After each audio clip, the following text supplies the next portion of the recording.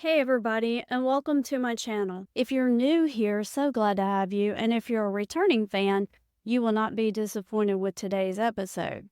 My name is Christi Kirby-Baron, and I'm a certified dog behavior consultant, certified dog trainer, and fear-free professional. This episode is available on both YouTube as a video as well as an audio-only version. So if you've only been listening to the audio versions, I would highly recommend taking a look at the videos too. I put those links in the description and instructions for submitting material to me to review for you. You can just drop me a link in my email or upload a video to my Google Drive. So for today's episode, we'll be reviewing a video promoting a method for teaching dogs to come when called. This trainer worked with another species for about 5 years when he was in his 20s, and that has contributed largely to his popularity as a dog trainer. Now, ethically, it's important to note that working with one species of animal doesn't make you qualified to train another species. So, for instance, I'm an expert in my field working with dogs, but that doesn't qualify me as an expert working with cats or birds. And if I work with an animal that was trained by someone else, that doesn't necessarily mean I know how to train that animal to do the same things. So it's very important in ethics to remain completely transparent about where your expertise is and to not represent that you are an expert in a certain area if you actually are not. As an example, if someone gave me a parrot and it knows how to go in a cage and go in, when I say the word cage, it would mean that I'm using the training someone else put in place, but I then can't say that makes me an expert in training parrots to go in cages on cue. My expertise is with dogs, and I would only be using that training that someone else did. Another thing to note is there's no method that works perfectly 100% of the time with every dog. If there was, trainers would only recommend that one way to teach because doing anything else would be silly. Why do something different if something else works perfectly 100% of the time, right? Now, if you're wondering why I keep saying perfectly and 100% of the time, the title of this trainer's video is Learn How to Get Your Dog to Come Perfectly, and there's text on his video thumbnail saying get a 100% recall, and in parentheses it says come. As with other videos we've looked at, I'm going to let this play all the way through, and then we're going to look at the details to get the bigger picture the second time through. By the time my dog was 1 year old, he came to me 100% of the time, no matter the situation, no matter the distractions. Do you think I got that because I always had treats on me? The world will always be at some point more distracting and more reinforcing than the treats you have on you. Do you think I got that by having a long leash and doing multiple sessions at the house and then at parks and then eventually with more distracting environments? No. I have a business to run. I have a family. I didn't have the time to go train my dog on a leash at all these different areas, just like you don't have the time to do that. The way I got a 100% recall was by letting him know that resistance is futile. And by you letting your dog know resistance is futile, that's how you're going to get this as well. At 9 months old, you can start this method. Not before. Their brain doesn't understand it before. But by 9, definitely by a year, you can start this method. And here's the method. Pretty obvious what it is, okay? You call the dog. You've used treats, right? I like treats. Give treats for recall. But it's not going to get 100% recall. Call the dog. Dog doesn't come at your house, at your backyard. Ask him again. Come on, bud. Do whatever you want. Call them. They go, nah. They hear you. They say no. You head out after them. You grab them. You bring them back to where you asked them to come from. Tell them, sit down. Then you say, okay, go again. They wander away. And you say, come. Say whatever you want. And they go, no, thanks. And you go, okay, I'm going to come get you again. You'll do this all day. I say it to my clients and on these videos all the time. I'll do this all day. You want to keep doing the wrong thing? I'll keep doing the punishment. In this case, the punishment is to grab and then bring them back. You're not mean to them when you do it, but it is something they don't want to happen. And they got to feel your energy. You're not super happy about it. Okay, when you get them, you bring them back, tell them, sit, do it all day, do it 10 times. They'll eventually go, Might as well just go to that lady. I'm going to end up there anyway. Resistance is futile. Can be the easy way or the hard way. The easy way is you come to me, you get pets, maybe you get a treat. Hard way is you end up here anyway. That's the method. You want 100%? Do this method. Yes, this is hard at Dog Beach with no fences. I get it. That's why you have to do it in an undistracted environment till the dog understands the concept. Then you take it to a little more distracted environment and you keep doing it. And again, they can understand this at 6 months. Don't do it at 6 months. Okay? It will eventually kick in. It'll kick in. Nothing's easy. There's no training method to train calm or loose leash walking or aggression or jumping. None of it's easy. Everything requires some work, and this is no different. But you're not getting 100% recall with other methods. Shock collars, you can get it. I don't use shock collars. I don't like shock collars. Okay? You don't use shock collars, or at least you don't like shock collars. So this method is as good without the shock, without the treats. This is the method. Before we begin to analyze the video, we have to do a little learning. I'll try really hard to make this terminology relatable and not so sciencey, but we do have to learn some. We all know there is a law of gravity. You can disagree with that all you want, but when you drop something, it's going to fall to the floor. No matter what your opinion is, the facts are still the facts. And when it comes to dog training, there are a million conflicting opinions out there.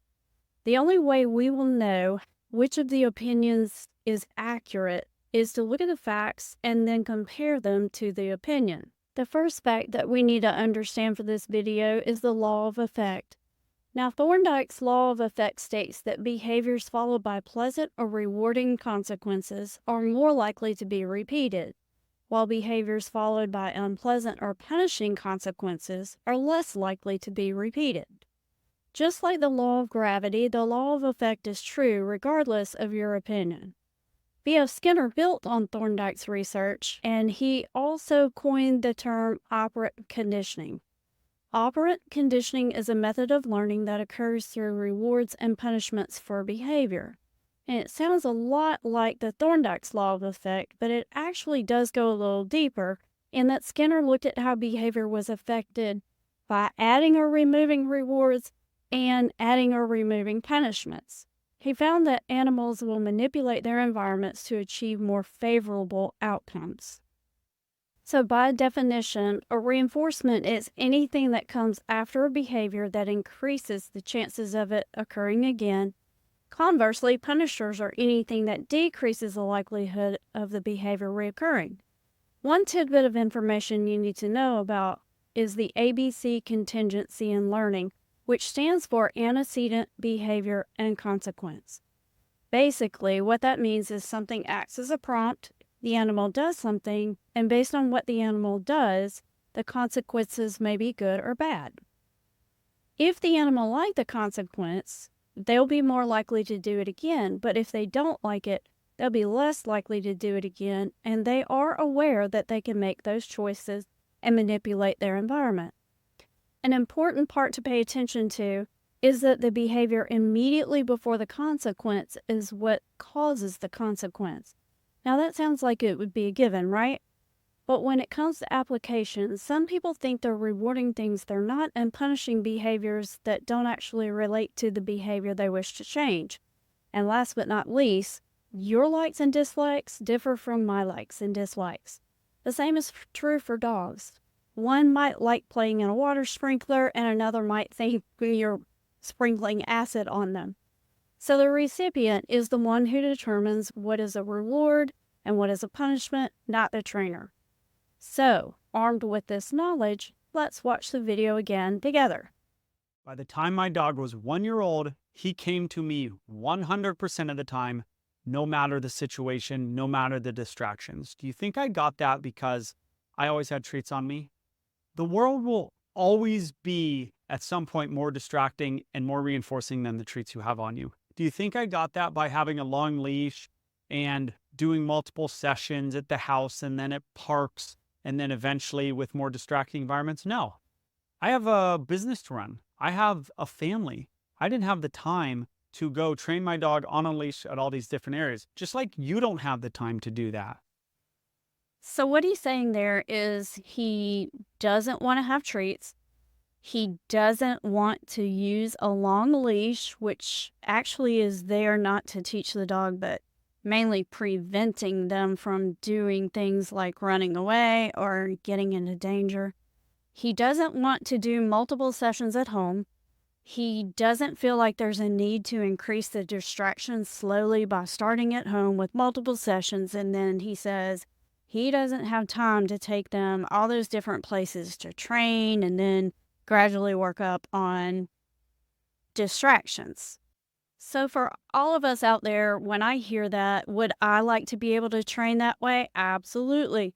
And the average person who is listening to him may think, oh, yeah, I want what this guy is selling because I do not have time to do all those things. I do not want to deal with food. I do not want to deal with this long line. I just want to be able to teach my dog something and then be able to take him out anywhere I want to go and have him behave and come when called, no matter what, 100%, each and every time, perfectly. So let's continue here. The way I got a 100% recall was by letting him know that resistance is futile. Resistance is futile. Your life, as it has been, is over. From this time forward, you will service us. I just couldn't resist that, guys. That is exactly what it reminded me of the first time I heard it.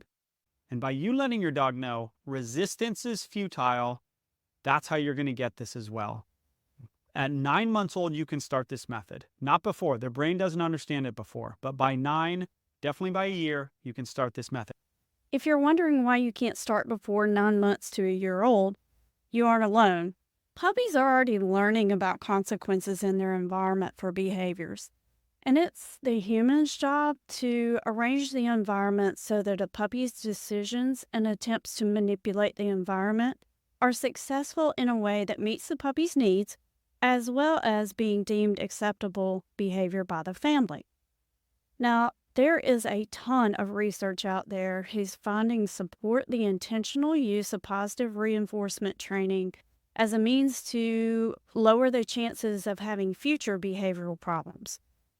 Studies also find that using confrontational methods like dominance theory are more likely to result in future behavior problems. So I've cited sources for this information in the video description. You can go check it out if you're so inclined. And if you're really interested in reading more about studies to support this information, it's pretty easy to find. Going to the cited works in the description will lead you down a rabbit hole for more studies and references. And one thing I should point out about what he's saying is that 9 to 12 months of age is when dogs reach the teenage stage. That's when their hormones begin to kick in. And I don't believe a puppy wouldn't understand what he's about to say, but I do think that an adolescent might be more likely to display an increased independence and an increased interest in the environment. Now, that is a developmental stage. A study was also published about 4 years ago supporting the theory that adolescent dogs are less responsive to known cues, but it also goes on to document some of the many factors that can affect the age at which a dog hits puberty. So not only does that mean his assertion that a dog won't understand the idea of a consequence before 9 to 12 months be inaccurate, but also the age of 9 to 12 months is completely arbitrary and not backed by any factual science. And here's the method. Pretty obvious what it is, okay? You call the dog.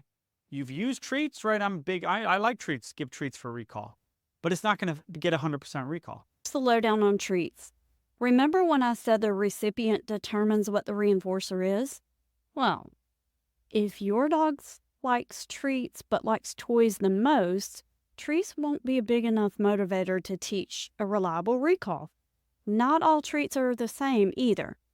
So if someone said come and offered you $5, would you get up and walk across the room for it? Maybe.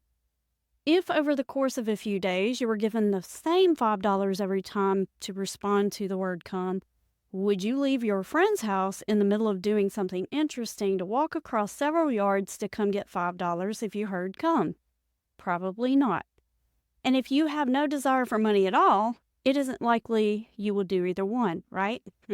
So it sounds like I'm agreeing with him. You may not be willing to leave something interesting to come a long ways for what you have been given up to now. But what if that's not how it played out? What if one time you heard come and someone gave you $5, but the next time they handed you $20?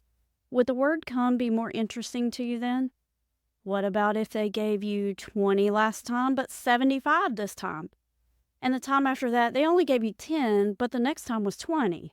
Over the course of a few more days, the payouts are somewhere between 5 and 65, but you can't guess what they will be. You have to come and find out. You will still remember that $75 payout. Would you be willing to leave your friend's house and walk across a few yards to take a chance on it being $75? If you like money, you would probably be more motivated to come for the chance that you might get a big payoff than knowing that coming would earn you $5. There are ways to use rewards to get what you want. Yes, things in the environment can be more interesting than treats, but are they more interesting than gambling on a chance for a bigger payout? In fact, there are studies that say that you will. It occurs in dogs and other animals as well. But not only the chance that it's going to be something bigger, it does have to be bigger. People want to go to random reinforcement to make the dog want to work for the chance that there might be a reward. While that is part of the equation, the reward itself is what makes the big difference. These studies found that people and animals were more likely to engage in that gambling behavior, taking the risk, taking the chance, if the payout for it was high enough. So basically what that means is low payout, even the risk of getting a low payout is not as strong as when you occasionally get that big payout. So yes, using one treat to get the dog to come each and every time is going to fail. Not understanding how to use rewards doesn't mean using rewards won't get you what you want. It means the person doesn't understand how to use rewards to get what they want. Big difference. Call the dog. Dog doesn't come. At your house, at your backyard. Ask him again. Come on, bud. Do whatever you want. Call them. They go, nah. They hear you. They say no. Now, there's a pretty big pitfall. This assumes that your dog isn't confused and really does know what come means when you're actually trying to use this method to teach him. So if he doesn't know, then is it because he doesn't know, or is it because he doesn't want to? Since you're just now using this method, it's impossible to know which it is. It's kind of the chicken versus the egg thing. You're using this method because your dog won't come when called, but he expects your dog to come when called, or to use in order to use. Wait, what? Okay, he expects your dog to come when called, and you're to use this method to teach him if he doesn't come. But if he doesn't really know what come means, then are you left to assume before you use this method on him that he actually understands? Anyway, it makes no sense to me. You head out after them. You grab them. You bring them back to where you asked them to come from. Tell them, sit down. Pump the brakes, y'all. I think that man just told that dog to sit down. Y'all, he's bringing out my Southern. I don't expect everybody to know this, and I know there are a lot of people that tell the dog to sit down, but the problem is that sit means sit and down means down. So if you tell a dog to sit down, they should sit first and then lay down. Which, again, I don't expect everybody to know that, but someone who is on the internet telling you to use his method of dog training to get a 100% perfect recall every time should know that. Then you say, okay, go again. They wander away, and you say, come, say whatever you want. And they go, no, thanks. And you go, okay, I'm going to come get you again. You'll do this all day. I say it to my clients and on these videos all the time. I'll do this all day. Now, hang on. The whole selling point was that he didn't have time to do multiple training sessions at home, and he didn't have time to do all these things because he has a family, he has a business, and he doesn't have time for all that.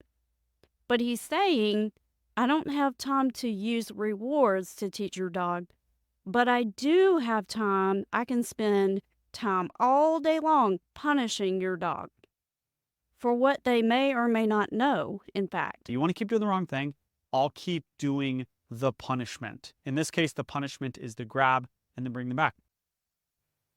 So do you remember in the beginning when I said there was the ABC contingency, antecedent behavior consequence? And I said that basically there was a prompt, the animal would do the behavior, and by virtue of that, there would be a consequence. So what he's trying to say is that he calls the dog, that is the antecedent, and that the dog chooses not to come, that's the behavior, and the consequence is he goes and gets them. Now, the problem with that is that there's something else missing from that scenario. The dog isn't being punished for not coming when called. They're being punished for being grabbed. The decision to remain still and allow that trainer to come grab them is the behavior that is being punished. You're not mean to them when you do it, but it is something they don't want to happen, and they got to feel your energy. You're not super happy about it, okay, when you get them. You bring them back, tell them, sit, do it all day, do it 10 times. They'll eventually go, might as well just go to that lady. I'm going to end up there anyway. Resistance is futile. Can be the easy way or the hard way. The easy way is you come to me, you get pets, maybe you get a treat. Hard way is you end up here anyway. So what he is telling you to do is to spend a lot of time going to get your dog, punishing them for being grabbed when they don't come when called, whether or not they understand to come when called under those circumstances or not. And he's not going to be a nice person in doing it. And so a dog who comes when called for a few pats, if a few pats is not more interesting than what's going on, he's not going to find that a big enough motivator to come each and every time. That's the method. You want 100%? Do this method. Yes, this is hard at Dog Beach with no fences. I get it. That's why you have to do it in an undistracted environment till the dog understands the concept. Then you take it to a little more distracted environment and you keep doing it. Let me take a minute to insert his comments at the very beginning of this in order to sell you on the idea that he has a better way. Do you think I got that because I always had treats on me? The world will always be at some point more distracting and more reinforcing than the treats you have on you. Do you think I got that by having a long leash and doing multiple sessions at the house and then at parks and then eventually with more distracting environments? No. I have a business to run. I have a family. I didn't have the time to go train my dog on a leash at all these different areas, just like you don't have the time to do that. It sounds like you're going to spend a whole lot of time at your house and then away at all these different locations, spending time gradually increasing the distractions, but doing it in a way that's not reinforcing to your dog and punishes them for being grabbed. And again, they can't understand this at 6 months. Don't do it at 6 months. Okay? It will eventually kick in. It'll kick in. Nothing's easy. There's no training method to train calm or loose leash walking or aggression or jumping. None of it's easy. Everything requires some work, and this is no different. But you're not getting 100% recall with other methods. Shock collars, you can get it. I don't use shock collars. I don't like shock collars. Okay? You don't use shock collars, or at least you don't like shock collars. So here's the problem with the shock collar debate. Shock collars can work, but some dogs, and without getting into the whole shock collar and the pitfalls of training with shock collars and that kind of debate, the dogs can learn that the only way that they are corrected for not coming when called is when the shock collar is on. So he doesn't want you to be tied down to having reinforcements every now and then for when the dog comes, but he doesn't see the problem that a dog who is trained to come when called, being punished with an electronic collar, may learn that they don't get punished if the collar is not on. It's kind of like driving and speeding tickets. If you see the police officer, you will slow down. However, if you don't see the police officer, you will go right back to speeding again. I've been behind people on the interstate and they all slam on the brakes because they see a patrol car in the middle of the median, but then as soon as they're a few miles down the road, everybody goes back to really high rates of speed. That's not the entire discussion around shock collars and the use of them. But we're not going to get into that in this episode. Our focus on this episode was taking an opinion and comparing it back to the fact to learn whether or not that opinion matches up with what the real outcome has been proven to be. So, this method is as good without the shock, without the treats. This is the method. All right? So, give it a shot. Let me know what you think. So here's one thing that I definitely found interesting. His work way back with the other species absolutely could not be trained this way. It wouldn't work. You're not going to go grab a rather large species of animal who has been known to have a little bit of a temper and drag them to where you want them to go. For some reason, he thinks it's okay to apply this to dogs. So I don't know if he ever tried to train the species he worked with before, or if he only was taught how to work with the animals that were already trained. That is not something that I have any proof of one way or the other. And so I don't want to make allegations that he never taught a different species of animal anything.